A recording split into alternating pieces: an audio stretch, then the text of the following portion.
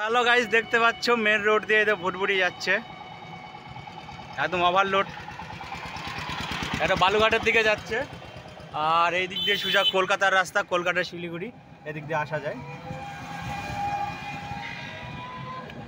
আমরা কয়েকজন, 3জন মিলে ফুলবাড়ি যাচ্ছি বালুঘাট হয়ে।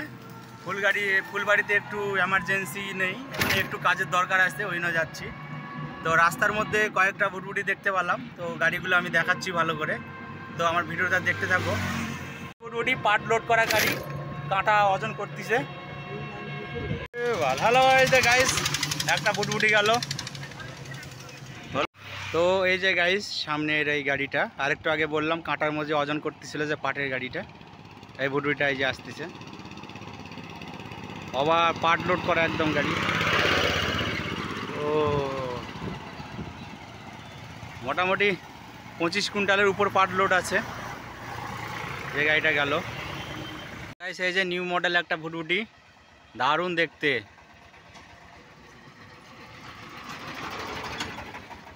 ও চলে গেল।